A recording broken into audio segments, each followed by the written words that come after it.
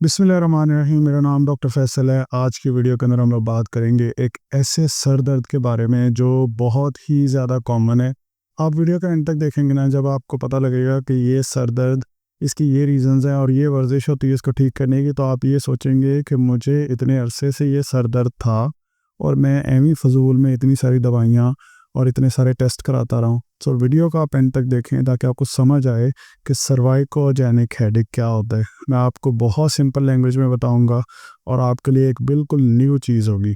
ठीक है, सो हम अपनी वीडियो को स्टार्ट करते हैं। बेसिकली जो हमारे सर की जड़ में, खोपड़ी की जो जड़ के अंदर दर्द होता है, इसे हम कहते हैं सर्वाइकोजेनिक हेडेक। यही हेडेक की वो टाइप है जो सबसे ज़्यादा कॉमन है। हम समझते हैं कि ये जो माइग्रेन है ना, ये बहुत ज़्यादा कॉमन है। जब आप वीडियो को देखेंगे ना, आपको पता चलेगा कि जो माइग्रेन के अंदर साइंस आ रहे होते हैं, बेसिकली वो सर्वाइकोजेनिक हेडेक के साइंस होते हैं। अक्सर लोगों को समझ ही नहीं आ रही होती कि इसका ट्रीटमेंट किस तरह से करना है। वीडियो जब आप पूरी देखेंगे ना, आपको समझ आएगी कि ये इतना इजी था इसको मैनेज करना, और कैसे आपकी जो रोज़मर्रा की आदत हैं, आपकी जो आदतें हैं, इन आदतों की वजह से कैसे ये सर दर्द होता है। ठीक है, चैनल पे अगर नए हैं तो इस चैनल को सब्सक्राइब ज़रूर कर लें। अब अगर आप इस पिक्चर को देखें, ये वो एरिया है जहाँ पे हमें सबसे ज़्यादा सर दर्द होता है और हम समझ रहे होते हैं कि ये हमें सर का दर्द है। नहीं, ये हमें सर का दर्द नहीं है, ये हमारे अपर सर्वाइकल मसल्स का दर्द होता है, पट्ठों का खिंचाव होता है। यहाँ पे जो पट्टे लगे हुए होते हैं, अभी दिखाता हूँ आपको, इस जगह के ऊपर लगे होते हैं हमारे सर्वाइको ऑक्सीपिटल रीजन के सारे मसल्स, जिसमें कैपिटस पोस्टीरियर है, कैपिटस सुपीरियर है, डिफरेंट मसल्स। मुश्किल टर्म्स को आप छोड़ें, ये इस तरह से पट्टे लगे होते हैं, खोपड़ी से शुरू होते हैं, नीचे जो हमारी रीढ़ की हड्डी के जो पहले एक दो मोहरे होते हैं उनके साथ आके अटैच हो रहे होते हैं। मैं आपको पहले तो एक चीज़ आपको दिखाऊं, ये जो हमारी रीढ़ की हड्डी आपको नज़र आ रही है, इस रीढ़ की हड्डी में ये जो टॉप वाला पार्ट है, इसको हम कहते हैं सर्विकल। ठीक है, दूसरे को थ्रेसिक, फिर लंबर, फिर सैक्रम और कॉक्सिजियल, इनको छोड़े। ये जो सर्विकल है, अभी मैं इस हेडेक का नाम क्या ले रहा हूँ, सर्वाइकोजेनिक हेडेक। ये जो नाम लिखा हुआ है सर्वाइकोजेनिक हेडेक, इसमें सर्वाइको का मतलब होता है सर्विकल। जो पहले रीढ़ की हड्डी के मोहरे हैं, यहाँ से उठने वाला जो दर्द है, इनको सर्वाइकोजेनिक हेडेक कहते हैं। इसका दूसरा नाम होता है सब ऑक्सीपिटल हेडेक। ऐसा हेडेक, ऑक्सीपिटल मतलब होता है हमारी खोपड़ी की जो बैक साइड है, इसे हम ऑक्सीपिटल बोन कहते हैं। ठीक है, अब यहाँ पे लगे होते हैं, यानी ऑक्सीपिटल से शुरू होके, खोपड़ी की बैक साइड से शुरू होके पट्टे आके लगते हैं कहाँ पे, सर्वाइकल वर्टिब्रास के ऊपर। अब इन पट्टों का जो दर्द होता है वो हमारे पूरे के पूरे सर के पीछे भी जाता है, और पता है कहाँ भी जाता है। बहुत इंटरेस्टिंग आपको लगेगा ये, कि हमारा ये वाला जो सर दर्द है, हमें हमारी एक साइड के ऊपर फील होता है, सर की एक साइड के ऊपर फील होता है, और आँखों के इर्द गिर्द भी फील होता है। ठीक है, और आप अगर नोट करें, जिन लोगों को माइग्रेन होता है वो क्या समझते हैं कि ये जो आधे सर का दर्द हो रहा है, आँख के गिर्द जो दर्द हो रहा है, माइग्रेन हो रहा है। ये आपको सर्वाइकोजेनिक हेडेक भी हो सकता है, सब ऑक्सीपिटल हेडेक भी हो सकता है। क्यों होता है ये, क्यों इतना कॉमन है, कैसे ये पता चलेगा कि ये कैसे हो जाता है, ये सब कुछ आज हम डिस्कस करने लगे हैं। अब ये हैं टाइप्स, जो सर में दर्द होते हैं उसके टाइप्स हैं। उनमें से जो हम कवर कर रहे हैं वो है हमारे पास ऑक्सीपिटल हेडेक, या फिर हम सर्वाइकोजेनिक हेडेक कहेंगे उसको। अब इसमें जो माइग्रेन है, या क्लस्टर हेडेक है, साइनस हेडेक है, ये डिफरेंट टाइप्स हैं इसकी। लेकिन जो मैं अभी आपको बता रहा हूँ ना, सारे का सारा, वो है सर्वाइकोजेनिक हेडेक। और इसके होने की सबसे बड़ी वजह इस तरह से आपका बैठना और इस तरह से आपके खड़े होना है। अब आप ये देखें कि क्या आप इस तरह से खड़े होते हैं या नहीं। लाइक मैं ये बैठा हूँ, हमारी गर्दन आगे की तरफ हो। अभी दिखाता हूँ आपको, अगर आपको लगता है कि आप इस तरह से नहीं बैठते, ऐसे खड़े नहीं होते, तो अभी मैं आपको कुछ चीज़ें दिखाता हूँ, उससे आपको आइडिया होगा। ये देखें इधर, ये पिक्चर देखें आपने। अगर आप बैंक में जॉब करते हैं, या आप टीचिंग करते हैं, या आप स्टूडेंट हैं, या आप इस तरह से बैठते हैं, आप नोट करें हमारा इस तरह पॉस्चर रहता है ना, कुप बना के बैठे हुए होते हैं। अच्छा, हमें लगता है कि इससे ना हमारे कमर के ऊपर दर्द होता है, ये गलत है। अच्छा, यहाँ पे चलो, अच्छा कमर में तो दर्द होगा क्योंकि ये सारे पट्टे खिंचे हुए हैं। ठीक है, अब यहाँ जो पट्टे लगे हुए हैं, तो ये मतलब कभी भी नहीं खिंचेंगे, आपकी गर्दन इतनी आगे चली गई है तो इनमें खिंचाव नहीं आएगा। ठीक है, अब इस तरह से, अब इनकी आप ज़रा चेयर देखें, कितनी हाई क्वालिटी की चेयर है, अच्छी कर्व्स बनी हुई हैं, बहुत ज़बरदस्त किस्म की, और इतनी एक्सपेंसिव चेयर है। अक्सर लोग मेरे क्लिनिक पर आके कहते हैं, डॉक्टर साहब को अच्छी चेयर बताएं।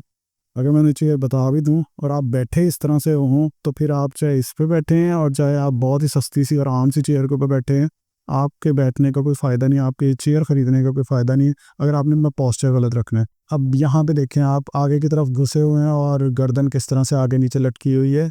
ये हमारे लैपटॉप मोबाइल यूजेज की वजह से, ये देखें मोबाइल के आजकल यूजेज की वजह से हमारी गर्दन के ऊपर इस तरह से खिंचाव रहता है कंटिन्यूसली। तो ये सारे पट्टे जो आपको नज़र आ रहे हैं, ये सारे के सारे इनके ऊपर खिंचाव रहता है, जिसकी वजह से ये टाइट हो जाते हैं और फिर हमारे सर की तरफ दर्द जो ट्रैवल करती है, जिसे हम सर्वाइकोजेनिक हेडेक कहते हैं। बैठने का सही तरीका, अपना पोस्चर ठीक रखना है। अपना जो डेस्कटॉप है वो अपने आइज़ की लेंथ के ऊपर रखना है और अपनी आर्म्स जो हैं, ये जो कीबोर्ड है इसको भी अपनी पोजीशन के ऊपर रखना है। अपने बिल्कुल एल्बो की स्ट्रेट आपकी यहाँ पे पोस्चर बन रहा हो, ये एर्गोनॉमिक्स आपने फॉलो करनी है, इससे आपको बहुत ज़्यादा फ़ायदा होगा। ये कुछ स्पेसिफिक मेजरमेंट्स हैं जो आपने रखनी है, लेकिन इसमें सारा डिपेंड करता है। ये देखें यहाँ पे हाइट लिखी हुई है ना, अब कुछ लोग होते हैं जिनकी हाइट बहुत लंबी होती है, उनके घुटने बहुत आगे की तरफ जाते हैं, आप अपनी अकॉर्डिंग इसको एडजस्ट कर लीजिएगा। अक्सर लोग जो अब जिनकी टेबल्स जो फिक्स हैं, लाइक टेबल चेंज कराना, अब ये तो बहुत मुश्किल हो जाएगा, पूरी टेबल चेंज करें, चेयर चेंज करें, फिर नीचे आप कोई स्टूल रख लें अपनी हाइट के अकॉर्डिंग। अपनी पोस्चर को मेंटेन करें, अपनी गर्दन के ऊपर ये कुप बनाने वाली आदत ख़त्म करें, क्योंकि उसका मैं एक आपको चीज़ दिखाता हूँ, आपको अभी समझ आएगी। ये अभी जो पिक्चर आप देख रहे हैं, इससे आपको बहुत सारी इन्फॉर्मेशन मिलने वाली है। ये हमारा नॉर्मल पोस्चर है। इस नॉर्मल पोस्चर में आपकी जो गर्दन, आपकी जो स्कल है ना, जो आपकी खोपड़ी है, इसका वज़न 12 पाउंड है। अगर आप इसमें कुछ इंचेस आगे जाते हैं, यानी कि 2 इंचेस आगे जाते हैं, तो ये 12 से 32 पाउंड का वज़न है, जो कि आपकी रीढ़ की हड्डी के अपर सर्वाइकल जो पट्टे हैं, आपके अपर ये जो अपर ट्रेपीजियस है, इन पट्टों के ऊपर आपके ऊपर वज़न 4 है। अगर आप 3 इंचेस आगे जाते हैं तो ये 42 पाउंड्स है। समझ आ रही है? इसको अगर रीड करें, how heavy is your head, for every inch of forward head posture the force on the spine, रीढ़ की हड्डी पे पड़ने वाली जो फोर्स है वो इंक्रीज हो जाती है बाय एडिशनल 10 to 12 पाउंड्स। यानी आपका जो पोस्चर है, गलत पोस्चर, इसकी वजह से आपकी रीढ़ की हड्डी के ऊपर इतना ज़्यादा लोड पड़ता है। अगर आप 8 घंटे 10 घंटे आप ड्यूटी करते हैं, जॉब पे बैठे हैं, दुकान पे बैठे हैं, और आपका जो स्कल और खोपड़ी का वज़न है वो 42 पाउंड हर टाइम आपकी रीढ़ की हड्डी के ऊपर पड़ रहा है और पट्टे उसको खींच के बैठे हैं, तो उसके अंदर दर्द नहीं होगी तो क्या होगा? खिंचाव नहीं आएगा तो फिर क्या होगा? तो आपने क्या करना है, इसका सोल्यूशन क्या? सबसे पहला सोल्यूशन तो ये है कि हमने अपना बैठना ठीक करना है। अब यहाँ पे पता है क्या लोग पूछते हैं, हम कोई पोस्चर बेल्ट ना ख़रीद लें जो हमें बांध के यूँ सीधा करके रखे। पोस्चर बेल्ट्स और ये वो, हम इन चीज़ों पे डिपेंडेंट नहीं होना चाह रहे। ये वीडियो बनाने का मकसद ही यही है कि हम अवेयर हो सकें, मैं अवेयरनेस दे सकूं, आपको बता सकूं कि कौन सी आप गलतियां आम रूटीन में कर रहे हैं।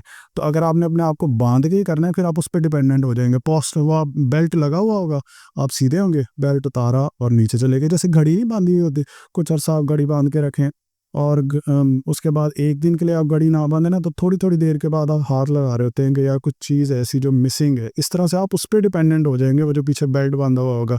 बेस्ट क्या है, अपना बैठना, उठना, लेटना, पोस्चर्स ठीक करें। सर्वाइकोजेनिक हेडेक के लिए आप समझ आ गई होगी कि किस तरह से बैठना है, ठीक है। इसके लिए आप चाहे चेयर सस्ती लें चाहे महंगी लें, इट ऑल डिपेंड्स। अब ये चेयर देखें, इस चेयर, ये भी बहुत अच्छी क्वालिटी की चेयर है, क्योंकि इसके ऊपर जो आपका पोस्चर है वो पहले से ही एडजस्टेड है और बड़ी अच्छी तरह से आप बैठ सकते हैं, लेकिन आपको बैठने का अंदाज सारा डिपेंड करता है। आई होप सो कि आप सही से बैठेंगे। अब मैं आपको कुछ थोड़ी सी वर्जिशें बता दूं। जिन लोगों का ये सर में दर्द हो, अगर आपके ये सर में दर्द है, आपको जो मैं अभी वर्जिशें बताऊंगा आपने वो फॉलो करनी है। इससे पहली वर्जिश है, इसे कहते हैं चिन टक एक्सरसाइज। चिन टक, चिन का मतलब होता है थोड़ी, थोड़ी को नीचे की तरफ टक करना है हमने। ये आप ऐसे भी कर सकते हैं, ये आप दीवार के साथ खड़े होकर भी कर सकते हैं, लेकिन इसमें आप गौर करें, हम अपनी गर्दन को मोड़ नहीं रहे। ये मैं बैठा हूँ, इस चिन को नीचे टक किया, मैंने ये नहीं किया, ऐसे ऐसे नहीं किया, इस चिन को नीचे की तरफ टक किया। जैसे मैंने टक किया ना, ये पीछे की तरफ मूव हुआ है। या आप दीवार के साथ भी करेंगे। ऐसे लोग जिनको बहुत ही फॉरवर्ड हेड पोस्चर बना हुआ होगा ना, गर्दन कुब बना हुआ होगा, उनका सर पीछे दीवार के साथ लगेगा ही नहीं। अगर तो वो मोड़ के लगाएंगे वो कोई फ़ायदा नहीं है। सीधा रख के ये पीछे की तरफ जाना है, चिन टक करनी है आपने, 10 सेकंड के लिए होल्ड करना है, 6 से 7 दफ़ा ये एक्सरसाइज करनी है। आपके जो अपर सर्वाइकल के पट्टे हैं, जो यहाँ पे लगे हुए पट्टे हैं, یہ والے پٹھے ایسے زبردست ان کے اوپر کھچاؤ آئے گا، اسٹریچ آئے گا، آپ نے اس پہ اسٹریچنگ کرنی ہے اور وہ چن ٹک کے اندر بہت اچھے سے ہو سکتی ہے. آپ نے یہ چن ٹک کرنی ہے، ٹھیک ہے. اپنی چن ٹک کے اندر اپنی گردن کو کوشش کریں 10 سیکنڈ کے لیے لازمی ہولڈ کر کے رکھیں. اگر آپ کو اس کی ابھی بھی سمجھ نہیں آئی، گوگل کے اوپر جا کے لکھنا ہے چن ٹک ایکسرسائز، آپ حیران ہو جائیں گے. اس کے اوپر اتنی ساری انفارمیشن موجود ہے، اتنے امیجز موجود ہیں، آپ اس سے اور زیادہ اس کو سیکھ سکتے ہیں. ایک تو یہ ہوگی کہ ہم نے چن ٹک ایکسرسائز کرنی ہے. سر میں درد ہے، سروائکوجینک ہیڈیک ہے، پہلا پوائنٹ فارورڈ ہیڈ پاسچر کو ٹھیک کرنا ہے، اپنا بیٹھنا اٹھنا لیٹنا یہ پاسچر ٹھیک کرنی ہے. سیکنڈ، آپ نے چن ٹک ایکسرسائز کرنی ہے. تھرڈ، آپ نے سروائکل سنیگز کرنے ہیں. سنیگز کا مطلب ہوتا ہے سسٹینڈ نیچرل ایپوفیزیل گلائڈز. اب یہ تو ہوگی بہت مشکل ٹرم، اس کو چھوڑیں. جس پوزیشن میں یہ جو آپ کو نظر آ رہا ہے نا، اس طرح سے کوئی بھی بینڈ لے لیں، کوئی کپڑا لے لیں، یہ ابھی میں کر کے دکھاتا ہوں آپ کو. یہ دیکھیں، یہ آپ نے اس طرح سے اس پوزیشن کے اندر یہ لینا ہے، ٹھیک ہے. کوئی بھی کپڑا لے لینا گھر کے اندر، تھوڑا سا اسٹریچیبل اگر وہ تو اچھی بات ہے. اچھا، یہ لے کے یہاں پہ رکھنا ہے. یہ اب میں نے یہ کھینچا ہوا ہے، کھینچ کے رکھنا ہے ایسے. اب پکچر میں تو ایسے ہے نا، ابھی آپ یوں سمجھیں، پہلے یہ اس طرح سے رکھا ہوا ہے. اب میں نے گردن کو نیچے لے کے جاؤں، گردن کو اوپر لے کے جاؤں. اب میں نے اس کو کھینچا ہو، گردن کو نیچے کے لے کے گیا، اور یہ میں نے رکھا اس جگہ پہ جہاں پہ مجھے بیس اور اسکل کے اوپر جہاں پہ پین ہوتی ہے. بالکل ایسے رکھنا ہے 10 سیکنڈ کے لیے بھی. اگر آپ ہولڈ کر لیں تو اچھی بات ہے، نہیں تو سلو موومنٹ کے ساتھ یہ کریں. ایک تو اسی کو کھینچے رکھنا، اب اس طرف موڑنا ہے. یہ سیدھا کھینچا ہوا ہے، درمیان میں لے آئیں، پھر اس طرف لے جائیں، پھر درمیان میں لے آئیں. اب دوسری طرف اس طرف لے جائیں، پھر درمیان میں لے آئیں، اس طرف لے جائیں، پھر درمیان میں لے آئیں. اب چھوڑ دیں.